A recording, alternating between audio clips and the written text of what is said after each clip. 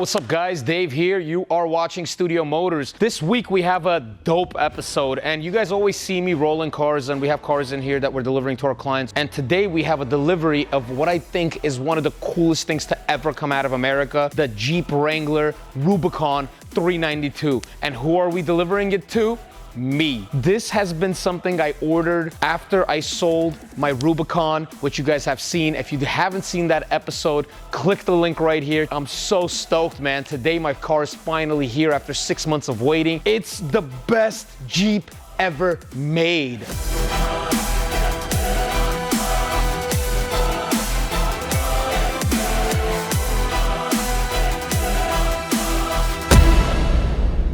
It's here, it's magnificent, it's one of the greatest things to come out of American car culture, and we finally have a Hemi in it from factory, and there's just so much more than that. I am so excited about this thing, guys. When Jeep announced the 392, I thought that was really cool that they finally are gonna drop a Hemi in there, and the reason they introduced the 392, it's because of Ford. When Ford announced the Bronco, they released EcoBoost V6 of the car, lots of power, lots of torque, that kind of lit a fire under Jeep's ass.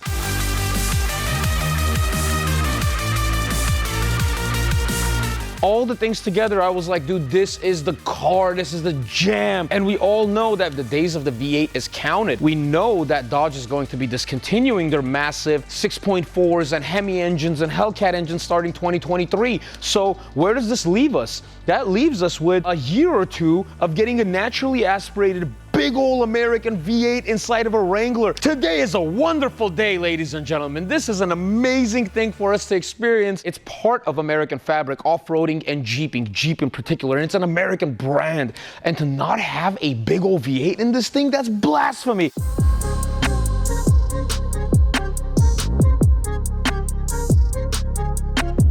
The overall vibe of the 392 XR is significantly different than any other Wrangler. I'll tell you why. Immediately, this hood. So they have this crazy ass intake on this thing, okay? Before we used to run snorkels on Jeeps if you want to dip it in water and stuff, but you could submerge the hood of this thing in the water. It could suck up water through here and it's still gonna funnel that water out. They have a very clever intake system, and the intake that I'm talking about is actually literally built into the hood. So not only does it have this bulge over here that's housing stuff, but the hood is actually a little bit taller. When you're sitting in the car, it's so fire. You see the hood, you see the bulge on the hood, you see these two pieces over here. It's definitely got a different vibe.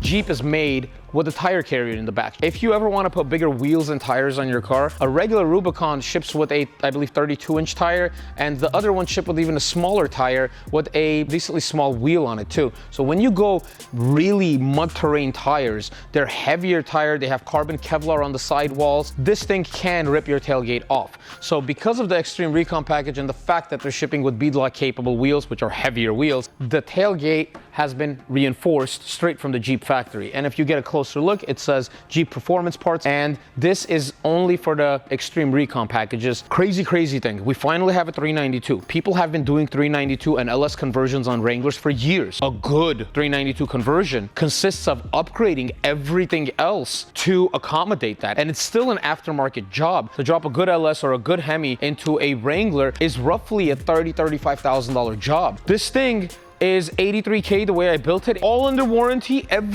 Dude, so much of the stuff that I would do to this thing, I no longer have to do, like the re-gearing of it, like the reinforcing the tailgate hinge. If they're running a 35 from the factory, I'm sure I could drop a 37 on there and it'll be fine. My first impressions of it is that it's badass, man. It is just badass. I'm so excited about this thing.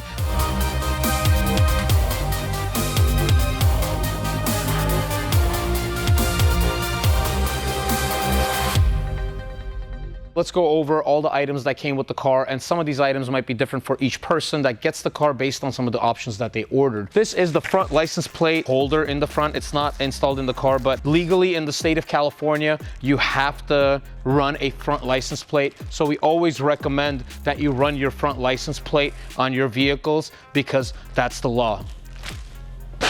let's check this one out. It's the mesh vinyl top. It gets a lot of light through it, but it just breaks that hard sun a little bit on those brutal Cali days. It's a Jeep product, and dude, I will tell you, sometimes you go for like, oh, this one looks okay. It's the same thing. It's a mesh top, you know, I'll just get the cheaper one. You get the cheaper one. Installing it is a bitch. Getting it off is a nightmare. It's just a pain in the ass, and you're just like, oh my God. And sometimes you just got to experience these things before you go, you know what? I'll take the Mopar one.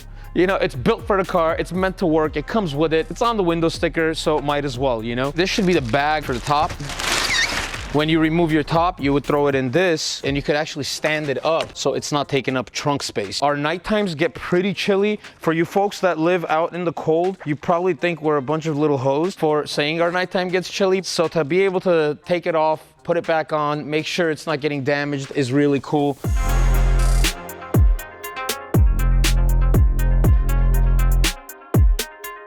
So anything that's meant to be taken off and put back on the car, this is the toolkit you would use. It's the perfect thing. You keep this in the car all the time because you never know when you're gonna need it. While you're removing your doors or your top and you're working on your Jeep, getting it ready to go, just lift this cover over here. These are the bolts for your doors. They go over here. Roof bolts go over here. Windshield bolts go over here. So everything is set, and then you close this cover and the bolts are dipped in there. So it keeps it nice and organized for you, and you're not losing anything. The 392's got this plaque. It gives you the dimensions that the car shipped with. 35-inch tire, the wheelbase, the height, all of that. So these numbers are all adjusted because the car is higher than the other Wranglers, it's wider than the other Wranglers. So this is just who it is, basically. American flag, made in the USA, baby. Developed in Auburn Hills, Michigan, and built in Toledo, Ohio. Here's something people don't know about the 392. The same guys that built the Dodge Viper are the guys behind the SRT team, are the guys behind the Wrangler 392. And I can't believe this car doesn't say SRT anywhere on it, because it's such an SRT car.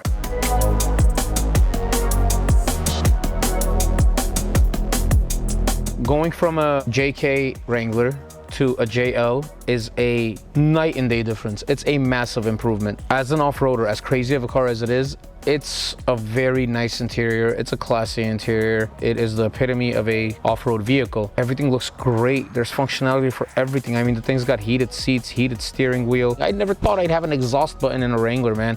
There's an off-road plus mode, and the off-road plus mode is basically like a sport button. The seats are completely different than any other Wrangler. So the 392 gets bolstered. They call them bucket. I wouldn't say it's a bucket, but it's definitely a way more supportive seat. It's a super comfortable seat. Just everything I want in the car. It's just a perfect daily. I am so happy with this thing. And then you turn it on. Oh my God, when you turn it on.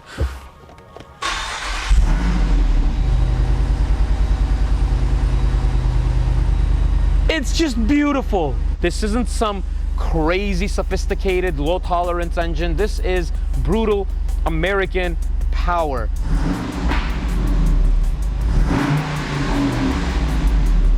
My first impressions of the 392 XR that I ordered the way that I want are great.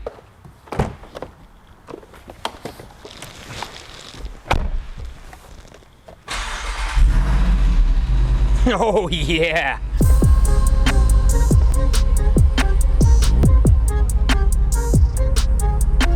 Let's go for that drive, bro. It drives very effortlessly.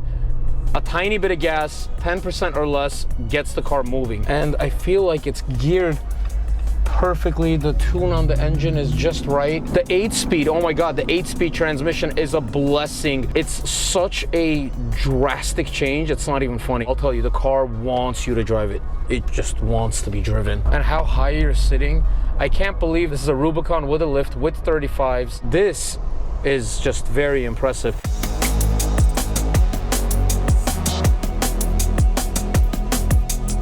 All right, guys, that wraps up my first impressions on the Rubicon 392. So far, I am in love with this thing, and I know it's only gonna get better from here. So we will keep you guys posted as we make progress, as we break in the car, and as we upgrade it. We got a bunch of cool stuff coming. So if you're into Jeeps, tune in. If you got any friends that are into Jeeps, make sure that they check out this video, share it for us, and press all the buttons, like, subscribe, all the things. Dave Studio Motors, we are out.